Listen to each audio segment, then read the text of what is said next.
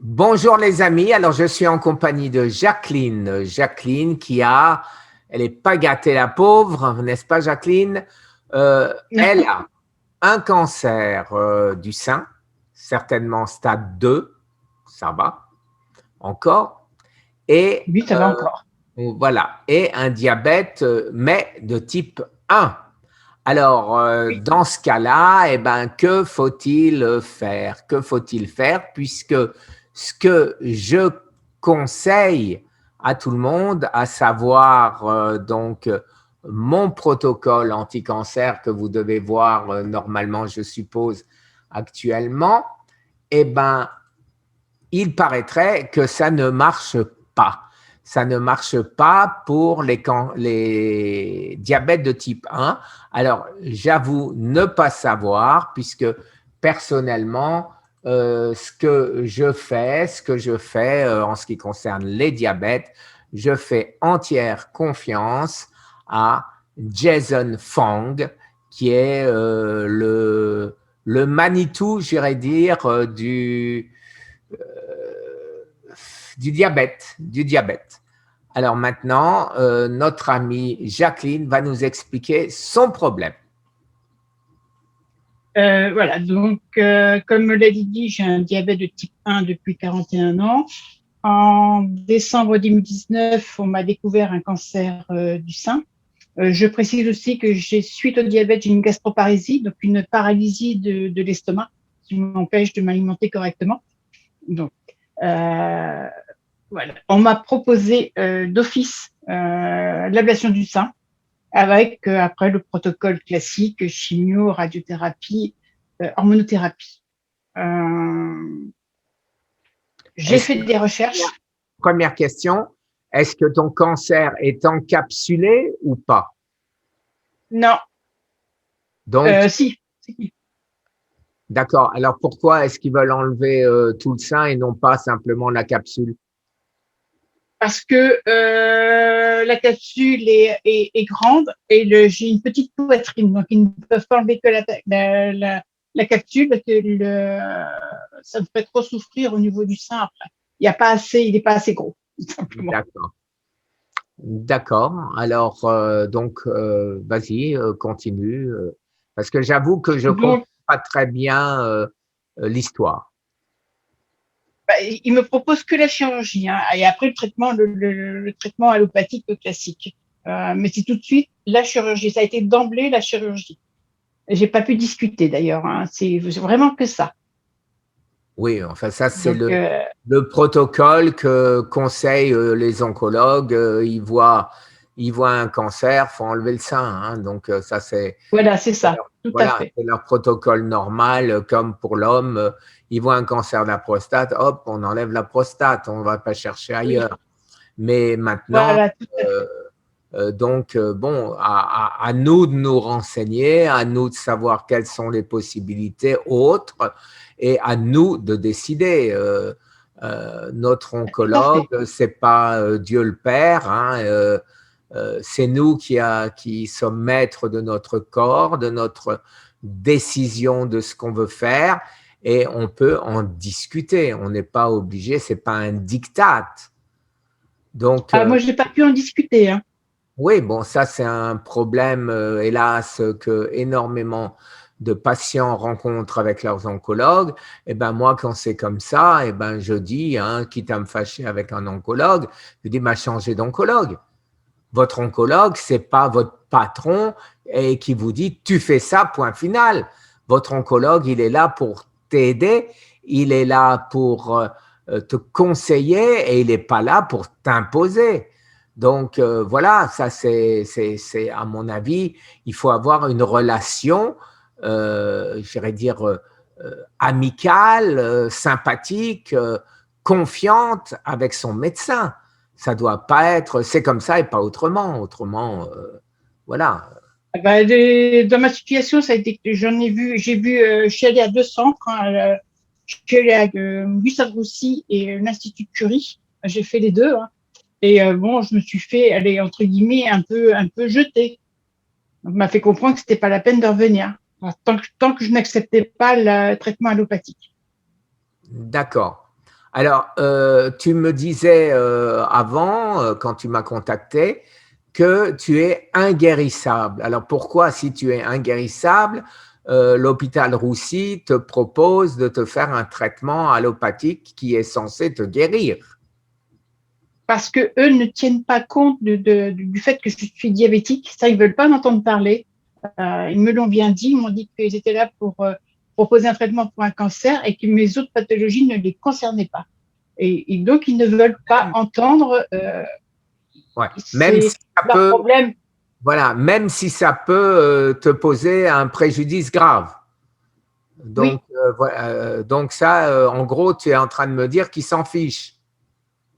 c'est un peu ça. C'est pas grave si vous êtes en hyperglycémie, ben vous ferez de l'insuline et puis voilà.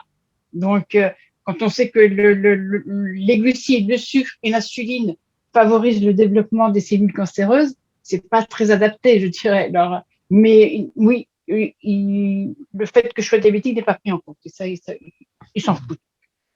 Faut Ouais. être un Alors, peu. ça, je suis extrêmement, excuse-moi, hein, mais je pense quand même à l'hôpital Roussy, Gustave Roussy, c'est pas des ânes. Ah non, Et l'autre, c'était qui? Curie, l'Institut Curie. C'est pas non plus des ânes.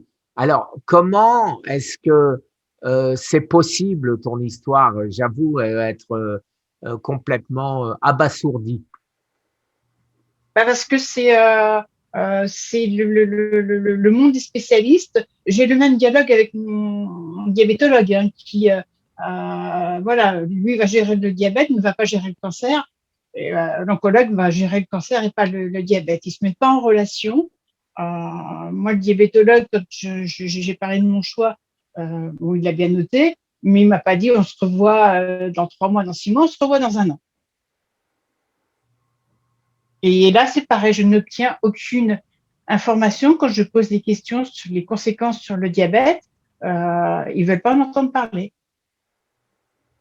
Là, je suis vraiment, je, je suis extrêmement surpris à t'entendre, aussi bien Curie que Gustave Roussy, c'est des ânes. C'est-à-dire, Ce ne sont pas des. Non, je dirais pas que ce sont des ânes. Ils sont certainement extrêmement compétents dans leur domaine, mais je dis bien oui, dans mais leur ça veut dire domaine. quoi? On a un seul corps. On n'a pas une série d'éléments. On soigne le foie et puis on s'inquiète pas de ce que le cœur va faire, etc. Donc, ça me paraît excuse-moi l'expression, mais ça me paraît complètement débile et invraisemblable. Eh ben, c'est pourtant ça. C'est pourtant ça. Je peux même te citer un dernier exemple de non-prise en considération de l'état pathologique d'un patient, c'est que bon, j'ai une gastroparésie qui m'a déclenché une œsophagite. Donc, je suis allée voir le gastro-entérologue, qui lui s'est vraiment limité à mon problème d'estomac. Euh, je lui ai dit que j'avais des difficultés à m'alimenter, que mon diabète était complètement déséquilibré. Il n'en a strictement rien à faire. Il m'a proposé un traitement qui est à base d'antibiotiques. Il prend un antibiotique pendant 3 mois minimum, parce que cet antibiotique a la faculté de provoquer des contractions de l'estomac. Euh, et tout sans enfin, alors que ce traitement, je ne le supporte pas. C'est pour ça qu'on m'a posé un pacemaker, parce que je ne supportais pas les traitements contre la gastroparésie. Donc là, il n'a même pas En consulté mon plus, dossier. cerise sur le gâteau, tu as un pacemaker. Gastrique, hein, Ah, pour gastrique. l'estomac, pour D'accord. faire fonctionner mon estomac, qui est paralysé. D'accord. Donc, en fait, le seul qui pourrait prendre tout ça en compte, d'après ce que tu m'expliques, ce serait ton médecin de famille, ce serait ton généraliste. Oui, mais justement, le problème, c'est que lui, ben, bon, il comprend ma décision, il me soutient dans ma décision, Mais voilà, lui, il préférait que je sois entre les mains d'un oncologue. Mais alors, tu parles, il te soutient dans ta décision. C'est quoi ta décision? Ben, j'ai refusé tout traitement allopathique et décidé de me tourner vers le jeûne et la médecine naturelle. D'accord. Alors, ça, c'est quelque chose, bien sûr, que jamais je me permettrai de conseiller à qui que ce soit, puisque je ne suis pas médecin, donc mon ami Patrick n'est pas médecin, tous les gens qui gravitent autour de nous sont soit des biologistes de haut niveau ou des professeurs, mais personne ne s'opposera jamais à la décision d'un oncologue ou d'un urologue ou d'un etc., etc. Donc ça, c'est toi en tant que patient qui doit prendre bien sûr tes propres décisions et c'est ce que tu sembles vouloir faire. Maintenant, Oui. mais d'après ce que tu es en train de me dire, tu t'es obligé de faire ceci puisque les deux traitements qu'on te propose sont incompatibles. Ou on te soigne ton diabète et ça relance le cancer, ou on te soigne ton cancer et ça relance le diabète. C'est bien ce que tu es en train Tout de à fait. m'expliquer. Voilà, C'est donc bien ça. qu'est-ce que je suis malin, j'ai tout compris, dis-moi, du premier coup. Il a fallu m'expliquer longtemps, mais j'ai fini par comprendre. Donc, C'est le principal. voilà. Alors, en fait, je fais abstraction du fait et je ne me mêle pas de ta décision de refuser les traitements allopathiques. Maintenant, on passe au deuxième versant, j'irais dire, à l'autre versant, c'est-à-dire ce que tu veux faire, c'est-à-dire en gros ce que j'ai fait, mais moi c'était tout à fait différent. Je l'ai fait parce qu'il n'y avait aucune possibilité pour moi de traitement allopathique. Je n'avais qu'un traitement palliatif dans l'attente de ma mort certaine. Alors Tout à vas-y. fait. Parce que Oui. alors, c'est le traitement allopathique va déséquilibrer le diabète, donc va mettre en hyperglycémie, ce qui va m'obliger, moi, à faire de l'insuline supplémentaire. Donc, de ces deux manières-là, je viens nourrir mes cellules cancéreuses. Tu es Et tu vas d'accord faire avec de moi?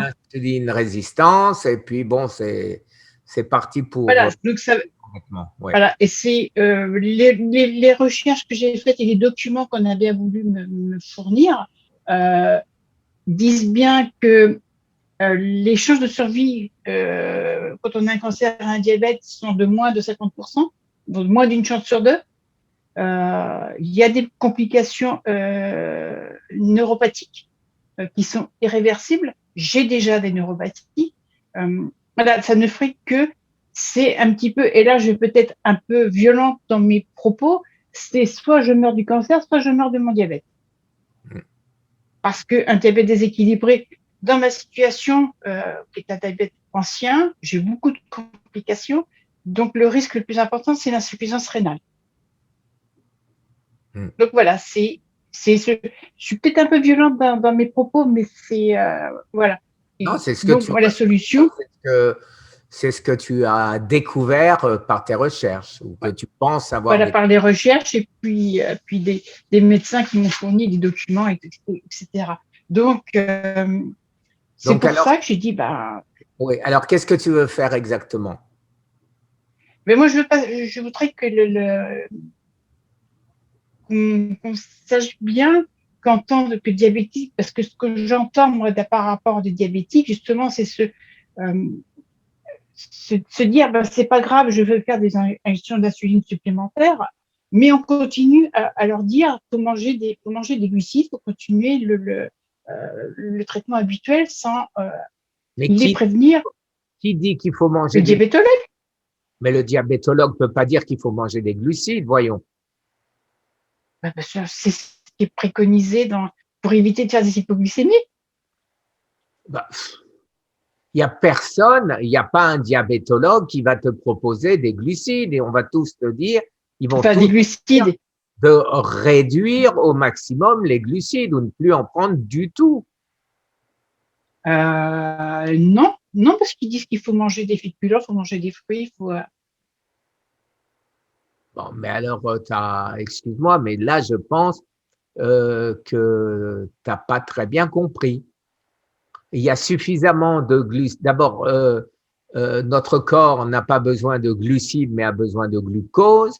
Et le glucose, notre corps le fabrique à partir de n'importe quel aliment qu'on va manger, y compris une laitue, une salade. Voilà, donc il y a des glucides partout. Il y en a 1%, il y en a 2%. Moi, personnellement, j'avais un diabète mais de type 2. Je ne mange plus rien qui ait plus de 2% de glucides. Mais jamais, jamais, au grand jamais, j'ai entendu un diabétologue dire qu'il faut manger des glucides. Ce serait son métier, il n'a rien compris, il devrait retourner à l'école, le pauvre. Ils disent pas vraiment, ils disent pas glucides, ils disent qu'il faut dans son repas, il faut apporter une part de féculents, une part Bon, alors de ça, protéines, une part de. bon, ça, ok, à toi de, tu sais, pour le cancer, on dit bien qu'il n'y a pas d'évidence que le sucre entraîne le cancer. Donc, bon, alors qu'on trouve le cancer en t'injectant du sucre radioactif. Et après, on dit qu'il n'y a pas d'évidence. Mais donc, ça, bon, on le sait, qu'il y ait entre guillemets, des âneries comme ça, mais ça, tu t'en tiens même pas compte. T'en tiens pas compte. Tu manges pas de glucides, point final. Oui, parce que j'ai eu la chance, moi, d'avoir accès à ces informations, de savoir que le cancer est une maladie métabolique liée au sucre, qu'il faut ne pas nourrir ces cellules cancéreuses en supprimant les glucides, parce que j'ai eu accès à cette information. Ben, cette Parce information, c'est un que, prix Nobel qui date de 1931. Il s'appelle Otto Warburg. C'est pas oui, nouveau, hein, ça a presque un siècle. oui, tout à fait, mais l'information, elle ne vient pas à nous, malheureusement, il faut qu'on aille la chercher. Mais Ça, voilà, c'est pour ça, moi, j'entends le discours des diabétiques. Quand j'ai essayé, j'ai un peu de mal parce que le monde du diabète, des diabétiques est un peu fermé, je dirais. Euh, quand moi, je parle de jeunes au euh, niveau des changements. je vais te remontrer un monsieur que je te conseille de voir, acheter ses livres, lui téléphoner. C'est Jason Fong. Jason Fong, je sais pas, je vais cher. Voilà, je ne sais pas si on va le voir puisque j'ai pas de deuxième écran. Et là, il a fait un livre qui s'appelle The Diabetes Code, où il t'explique tout. Il t'explique tout. Et toi qui aimes chercher et comprendre, eh ben, tu trouveras là tout ce que tu as besoin. Et ce même docteur a fait un autre livre. Comme ça, toi, tu fais d'une pierre deux coups. Je retourne et il a fait, où est-ce qu'il est? Non, fasting, donc ça, tu en as besoin. Et il a fait The Cancer Code ici. Voilà. Ce monsieur, pour moi, c'est une des personnes les plus au fait et qui est parfaitement au courant de tout ce que tu veux faire. Le fasting, la bouffe correcte, le diabète code et le cancer code.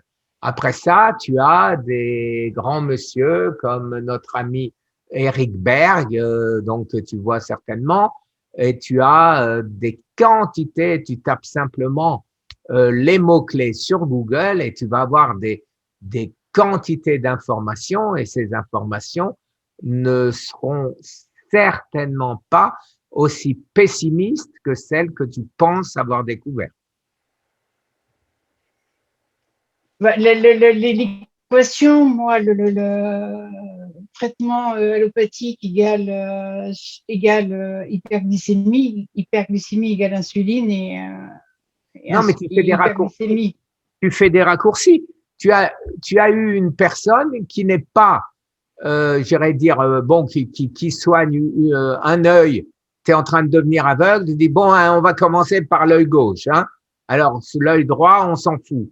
Bon, ça n'existe pas, ça, comme langage. Ça n'existe pas ou ça ne doit pas exister. Et si tu tombes sur un médecin qui est assez âne pour avoir des raisonnements comme ça, ce dont je doute quand même, dans la mesure où Gustave Roussy, c'est quand même un des centres anti-cancer le plus prestigieux en France. Après, je me rappelle déjà plus lequel c'était l'autre. C'était Curie, Institut oui, Curie. l'Institut Curie. Voyons. Alors, écoute, demande-leur à changer de médecin. C'est pas possible. Tu es tombé sur un interne qui n'a pas encore réussi son internat. Ah Je- non, pas du tout. Pas du tout. bon, mais je sais pas. Mais franchement, ça me paraît complètement fou ton histoire. Ça me paraît Ah bah, complètement. tant que je n'accepte pas le traitement allopathique, ils ne voudront pas me suivre. Eh ben, écoute, alors demande à ton généraliste de se renseigner auprès d'un monsieur, puisque peut-être que toi tu ne sauras pas le faire, comme Jason Fong, comme Eric Berg, comme bon, les deux sont anglais, mais en France, t'en as plein de très bons aussi, donc qui savent ce qu'il faut faire dans des cas comme ça. Donc voilà, je pense que tu es simplement très mal conseillé. Très Alors, peut-être, mais il est vrai que je reconnais que moi, j'ai renoncé à chercher un oncologue parce que, de toute façon, moi, j'ai pris une décision et cette décision de ne pas prendre le traitement allopathique, elle est ferme et définitive. Mais ça, c'est ton droit. C'est ton droit. Tu vois, j'ai la tante d'un de mes amis qui avait une balle de tennis dans le sein, encapsulée. Et les oncologues lui ont proposé de l'enlever en lui disant, si on n'a pas de peau, eh ben, la capsule s'ouvre et après, on devra te faire de la chimio et de la radiothérapie. Si on a du pot, on l'enlève d'un seul coup, ton cancer, il est parti, il n'y a plus rien, t'es sauvé et c'est fini. Et c'est ce qui s'est passé. Elle n'a pas eu la moindre chimio, la moindre radiothérapie et elle se porte comme un charme.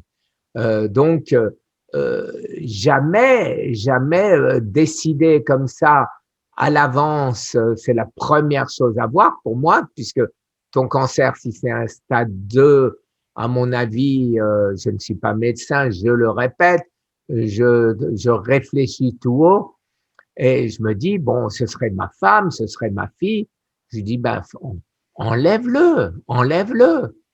Voilà, y a des médecins professionnels qui vont savoir te dire, est-ce que j'arrive à enlever ce cancer sans que ça explose et que tu aies des métastases partout ou j'y arrive pas? Si on te dit j'y arrive pas, là, moi, personnellement, eh ben, j'irais, bon, je vais essayer d'abord d'autres choses puisque je ne suis que en phase 2. Donc, j'ai le temps. Je suis pas mort demain. Maintenant, si on me dit, il n'y a pas de doute, on va t'enlever ça, que ça va partir comme une lettre à la poste, c'est ce que moi, je conseillerais à mon épouse. Tout à fait. Tu vois, donc, j'irais dire, le tableau me semble beaucoup moins noir que la manière dont toi, tu le vois. Bah, moi, de toute façon, c'est donc j'en ai consulté deux. Moi, c'est tout de suite, ils ont du même avis, c'est l'ablation. Bon, alors si c'est l'ablation, Et, là, et, c'est l'ablation, mais est-ce que et, tu as posé la question de savoir est-ce que cette ablation va entraîner des métastases et des problèmes entraînant la chimio et la radiothérapie, ou c'est possible qu'on t'enlève le sein et le cancer part avec? non, le cancer part pas avec. Et comment tu le sais? Il y a forcément parce que c'est ce qu'ils m'ont dit. C'est ce qui figure dans leur compte rendu. D'accord. D'accord. Bon, là, Il y avait au minimum de l'hormonothérapie, de toute façon. Bon, là, c'est une précision supplémentaire. Donc, maintenant qu'on a débroussaillé, j'irais dire, ces deux problèmes, que je pense t'avoir donné des noms de spécialistes que tu pourrais, auprès desquels tu pourrais te renseigner avant de prendre une décision définitive.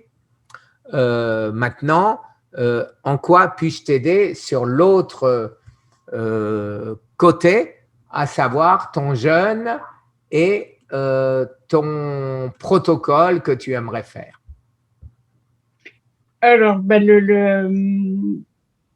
le jeûne, moi, je l'ai commencé, hein, ça fait un an que je le pratique. Actuellement, je suis en jeûne. Je voudrais faire sur 21 jours, possible. Et parce que c'est la seule solution qui m'apparaît. Comme pour éviter les complications de mon diabète et de ma gastroparésie. Et faire comme toi, au niveau alimentaire, j'ai supprimé le maximum de glucides. J'essaye maximum 20 grammes de glucides par jour, par repas. Tu peux pas Je fais qu'un faire repas. 20 grammes, excuse-moi, tu peux pas faire 20 grammes de glucides par jour si tu manges des féculents. Je mange pas de féculents. Ah, d'accord, Ah, puisque moi, tu... je suis pas le... Non, non, je me suis fait mon propre régime alimentaire. Moi, je suis pas les recommandations qu'on peut donner en faisant un repas ou un repas qui doit absolument avoir des féculents dedans. Non, moi, longtemps, je ne le fais plus, ça. Bon. Et donc, si tu fais des jeûnes longs, eh ben, tu vas rentrer en autophagie profonde et tu vas te guérir. Attention, guérir, ça veut dire les maladies métaboliques, à savoir le cancer. Ça, ta tumeur peut très bien réduire et réduire jusqu'à disparaître. C'est possible, il y a des gens qui l'ont fait. Par contre, ton diabète type 1, ce n'est pas une maladie métabolique, c'est physique. J'irais dire, c'est un défaut de ton corps et ça, je n'ai absolument aucune idée, je ne m'avancerai pas sur ce point, de savoir si tu peux le guérir par l'autophagie ou pas. Alors ça, ce sera tes recherches à faire, mais là aussi, tu pourras simplement passer un coup de fil à Jason Fung. Il a tout un staff autour de lui, il a des conseils, il a des aides. Donc, c'est un monsieur que j'admire, un grand monsieur, et qui saura t'aider, j'en suis sûr. Oui, j'en ai entendu parler. Mais concernant mon diabète, je ne cherche pas à guérir de mon diabète, hein. Ma priorité, moi, c'est le cancer. Le diabète de type 1, ça fait tellement longtemps que je vis avec que voilà, c'est pas ça qui me dérange. C'est surtout le cancer. Moi, c'est ma priorité. Bon, à partir du moment où il n'y a pas d'interférence entre le traitement que tu fais pour le diabète avec ce que tu veux faire pour le cancer, eh ben, tu fais comme tu veux, il n'y a pas de problème. Mais si maintenant ça entraîne une aggravation du cancer à cause de ce que tu fais pour le diabète, eh ben, faut réviser ta politique. Oui, tout à fait. Il faut que j'ai un diabète équilibré pour éviter d'empirer mon cancer et vice versa. Voilà, faut pas que le cancer vienne aggraver mon diabète. Le jeûne est très bien au niveau pour le diabète. Ça me permet d'avoir un équilibre parfait. Ben, ça me paraît évident puisque c'est encore un prix Nobel. Osumi, je me rappelle plus son nom de famille, un japonais en 2016, prix Nobel. Donc, Voilà. moi, c'est pour ça que le jeûne m'apparaît la meilleure solution au vu de mes différentes pathologies. Et encore, je ne parle pas des autres. Le Mais cancer, voilà. c'est une maladie métabolique. Ça, je pense qu'aujourd'hui, c'est quasiment admis. Il paraîtrait qu'il pourrait y avoir entre 5 et 10% de cancers qui sont génétiques. Et encore, c'est pas sûr parce que les gènes sont transformés par notre métabolisme pour s'adapter et donc les chercheurs, il y a des années, ils ont dit, ah ben, vous voyez, une malfonction sont dans les gènes, et donc, c'est à cause de ça que vous avez un cancer. Mais c'est pas vrai du tout. C'est le métabolisme qui dérègle ou qui change les gènes pour essayer de s'adapter à cette maladie. Maintenant, aujourd'hui, sachant que c'est une maladie métabolique, eh ben, il faut, à mon avis, et c'est ce que disent les grands professeurs aujourd'hui à travers le monde, euh, ne pas se suffire de la médecine allopathique, mais s'orienter vers la médecine intégrative, c'est-à-dire intégrer la médecine naturelle, c'est-à-dire rétablir son système immunitaire, rétablir son biotope, de manière à ce que nous puissions nous défendre contre, que notre corps lui-même puisse se défendre contre le cancer. Et ceci, c'est l'alimentation, c'est toutes mes vidéos, c'est ce que je Oui, viens de faire. Cancer protocol, still alive 3 ans après. What I did to survive from cancer stage 4. C'est quelque chose que je viens de publier en anglais, pas plus tard que tout à l'heure, simplement pour faire comprendre à mes concitoyens américains qu'on peut s'en sortir avec un cancer, même un cancer de stade 4. Alors toi, avec un cancer de stade 2, eh ben, c'est tout à fait guérissable. C'est tout à fait guérissable. Mais je le dis toujours, sois suivi par un généraliste qui saura faire la part des choses entre tout ce que tu as pour mettre des priorités et pas aller voir si c'est effectivement comme ça se passe chez Gustave Roussy, quelqu'un qui dit non, moi je m'occupe de votre cancer et le reste je m'en contrefiche. Donc ça, je pense que c'est une politique d'un autre âge ou une politique tu as peut-être énervé le docteur qui t'a répondu comme ça parce que tu l'as peut-être énervé. J'en sais rien. Mais bon. non, mais Mais j'ai pas pu exposer ce que j'avais décidé et les raisons. J'ai même pas pu pratiquement parler. J'ai posé des questions, j'ai pas eu de réponse, c'est tout. ouais, ouais. J'ai Non, pas pu m'exprimer. Hein, pas... ouais, ça c'est le grand problème de certains oncologues. Ils sont plus intelligents que nous. Eux, ils savent tout. Ils ont fait des études. Ils ont juste oublié que ça fait 50 ans qu'ils ont fait leurs études et que depuis, il y a de l'eau qui est passée sous les ponts. Eh ben, eux, ils sont encore 50 ans en arrière avec ce qu'ils avaient appris et qui est devenu complètement obsolète. Mais voilà, c'est comme ça. Oui, c'est comme ça. C'est bien dommage qu'il n'y ait pas cette possibilité d'intégrer les traitements naturels. Ça serait tellement plus simple. Et ça éviterait aussi que certaines personnes aillent vers les traitements naturels en faisant n'importe quoi. Parce que Et en abandonnant la médecine allopathique, alors que la médecine allopathique aurait pu les sauver.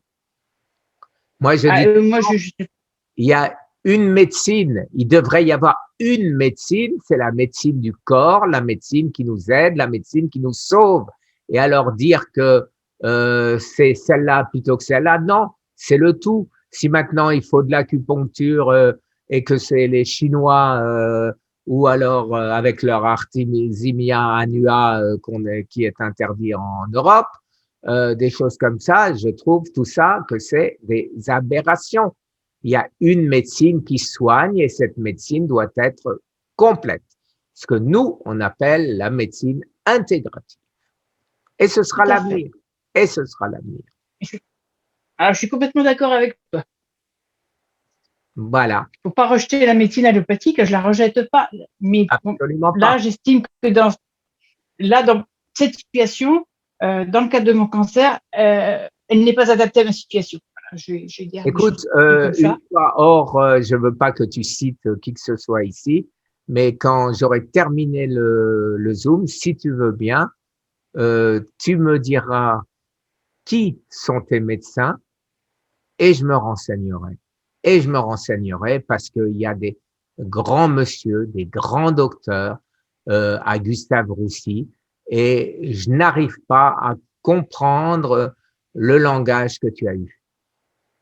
Bah, Gustave Roussy, moi, je suis Non, non, non, non, non, non, un peu rêve. non, non, tu me Non, non, diras non, non. hors, voilà, Ok, je donne aucun d'accord, nom, d'accord. Non, voilà, non, de toute façon, je donne pas de nom en public. exactement. Voilà, est-ce que tu as d'autres questions? Non, j'ai juste une petite question quand tu craques pendant un jeûne. euh, Est-ce qu'il t'arrive de manger des avocats? Oui, c'est impératif, Ça ne perturbe pas absolument pas. l'autophagie? Non, alors ça D'accord. c'est Voilà. encore une légende qui a eu lieu, tu sais, ben, moi aussi, hein, ça fait maintenant presque 3 ans que je cours après la vérité, si on peut parler comme ça. Oui. Et au début, oh là là, il faut surtout pas boire autre chose que de l'eau. Oh, t'as pris une pilule, mon Dieu, t'es sorti d'autophagie et des âneries comme ça. Non, le corps Oui, ouais, est intelligent. Le corps est intelligent, il sait ce qu'il fait. À partir du moment où tu ne dépasses pas, on te dit 50 calories par jour, mais moi, je reste bien en deçà. Je reste en dessous de entre 20 et 30 et encore pas tous les jours. Mais comment est-ce que moi, je fais mon jeûne?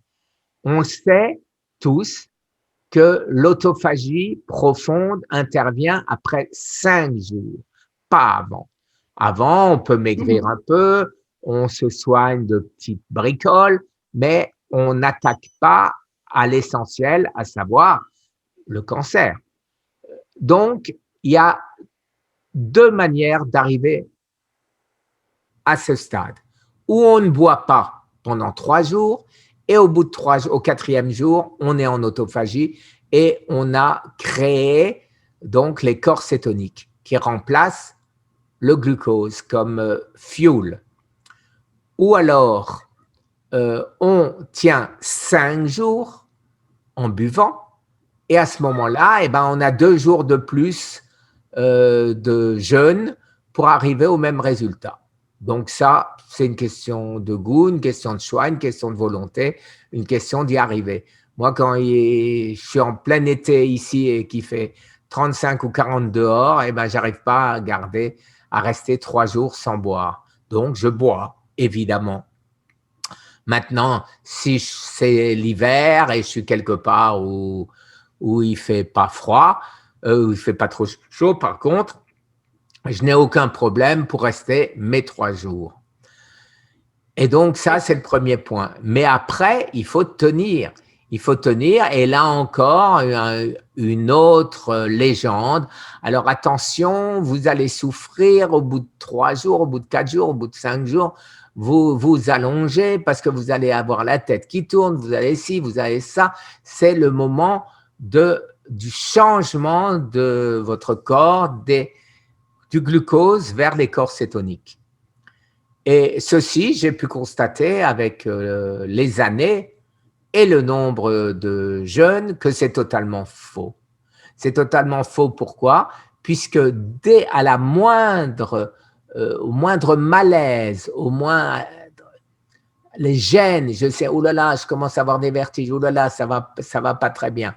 Je me lève, même si c'est au milieu de la nuit, je vais dans la cuisine et je mange ce que tu disais, un demi-avocat, une branche de céleri, un morceau de brocoli, et ça suffit. Et ça suffit. Ce peu de choses que j'ai reçues me permet de tenir de nouveau 3, 4 jours de plus sans aucun problème. Et si 2 jours après, 3 jours après, j'ai de nouveau l'impression d'avoir les mêmes symptômes, je retourne au frigo et heureusement que j'ai mis du citron sur le demi-avocat que j'ai pas mangé, autrement il serait tout noir, et je mange mon deuxième demi-avocat et c'est tout. Et comme ça, là, je viens de terminer un jeûne en ayant craqué au bout de 13 jours. Au bout de 13 jours, j'ai mangé un poulet. Voilà. Et ben, c'est pas grave. Le temps de la digestion, plus un peu, alors 2 heures, 3 heures, 4 heures, et ben, je suis sorti d'autophagie. Et alors, qu'est-ce que ça peut faire? J'avais déjà 13 jours derrière moi. Et maintenant, je repars pour 10 jours. Bon, et je vais faire comme ça. Et moi, j'en ai même pas besoin, d'après certains. C'est parce que je l'ai dans mon crâne. J'ai dans mon crâne que le cancer trouve toujours son chemin, qu'on n'est jamais guéri du cancer. Eh bien, pour être 100% sûr d'être guéri, ce qui m'a guéri il y a 2 ans, je le recommence aujourd'hui et je le recommencerai dans 2 ans. Et alors, et c'est pas grave, et c'est pas grave, voilà, je me prive un peu pendant quelque temps et de cette manière, eh ben, je n'aurai pas de récidive et comme je le dis tout le temps, je ne mourrai pas du cancer. Oui, et c'est pour ça que moi je trouve que ton message est très très important et, euh, et j'aimerais qu'il arrive jusqu'aux personnes diabétiques. C'est un peu, voilà,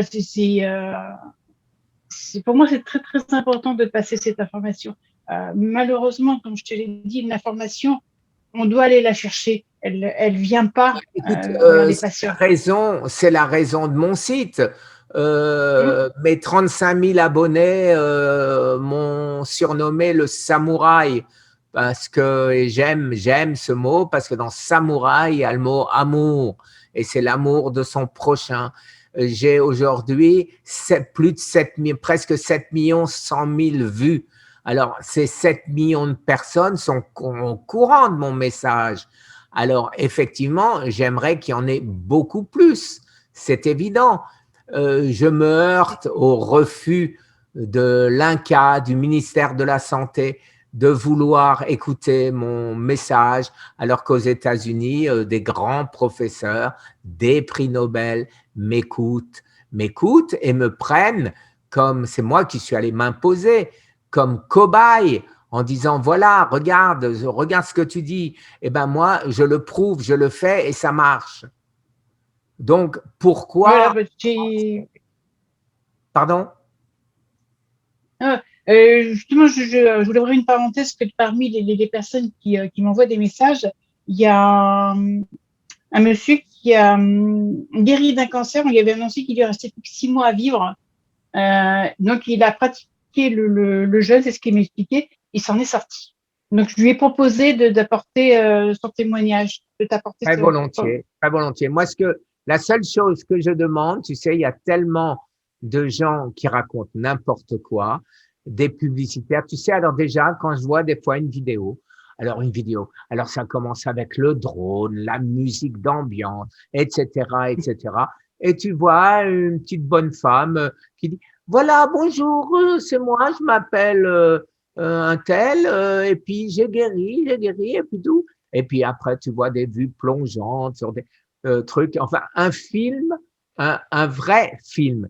Et tu veux me faire croire et ils veulent faire croire que c'est pas orienté par des fabricants de dragées, de n'importe quel traitement qu'on essaye de te refiler. Tu peux pas t'imaginer le nombre dans les commentaires que j'enlève, les commentaires où ils disent, ils t'expliquent toute une belle histoire et à la fin, contactez le docteur Untel, je répare les cancers et les mobylettes. Et donc, ben oui, bon, c'est les mobylettes, c'est moi qui ai rajouté, hein. Mais en gros, et je fais repousser les cheveux. Donc, j'enlève, bien sûr, j'enlève, mais j'irais dire, donner son message, donner le courage aux gens, donner la possibilité de se guérir, savoir que notre corps est intelligent, que notre corps sait ce qu'il faut faire. Pourquoi les animaux, quand ils sont malades, vont se coucher et ne mangent pas? Pourquoi? Tout à fait. Voilà. Quand je suis allé voir le professeur Thomas Seyfried, on toque, on était 2 heures à l'avance, on avait peur, on dit qu'est-ce qu'on risque, on est déjà là, j'étais avec mon fils. Il me dit, ah, entrez. Vous savez que les chimpanzés n'ont jamais de cancer? Les chimpanzés, pas les chimpanzés de zoo, hein. Ceux-là, ils l'ont comme nous. Oui. Mais, et moi, je lui réponds du tac au tac, tu sais, c'est venu comme ça, ben, c'est normal. Ils ne peuvent pas aller chez McDo ou chez Carrefour acheter des Häagen-Dazs. Voilà, on a rigolé, on a sympathisé et voilà. Et aujourd'hui, il m'aide énormément et je l'aide aussi en étant son cobaye. Il m'envoie pour les gens qui sortent de l'hôpital et qui ne savent plus quoi faire, qui sont perdus. Il me les envoie dans la mesure de mon possible. J'essaye de leur donner une solution. Tom n'est pas médecin, il est biologiste, il ne peut pas le faire. Moi, je ne fais que donner mon exemple au malade de choisir s'il a envie de suivre ou pas. Mais c'est un très bel exemple. Merci. Tu fais un travail formidable. Ben, c'est pour ça que quand tu m'as appelé et que tu as voulu témoigner, eh ben, j'ai accepté et j'espère t'avoir remis sur une voie qui n'était pas défaitiste. Ta voix était complètement, en gros, c'était je suis foutu, la médecine me l'a dit, et c'est pas vrai. Et c'est pas vrai. Tu t'es fourvoyé. Et aujourd'hui, tu vas… Ah non, alors… Si. Tu t'es fourvoyé d'une manière ou d'une autre. Ou en ayant vu qu'on t'a fourvoyé, c'est tout à fait possible aussi. Ou tu as aidé à ce qu'on te fourvoie. Mais quoi qu'il en soit, tu t'es fourvoyé. Que ce soit ta faute ou pas, le résultat est le même. Il n'existe pas de médecine qui ne tient pas compte du sujet dans sa totalité. Ça n'existe pas. Tu as vu des… Tu sais, moi, il y a les amis et les imbéciles. Eh bien, tu as vu plutôt la deuxième catégorie, à mon avis. Malheureusement, cette situation, je la vis depuis que je suis diabétique, parce que j'ai eu d'autres problèmes de santé qui ont nécessité plus d'une vingtaine d'interventions chirurgicales. Et à chaque fois, je me suis heurtée au même problème parce qu'à chaque fois, on ne prenait pas en compte que j'étais diabétique et on me proposait des traitements, notamment Moi, ça fait très longtemps que j'aurais changé de médecin. Mais dès qu'on consulte, malheureusement, dès qu'on consulte un spécialiste, le spécialiste applique ce qu'il a appris pour une maladie précise.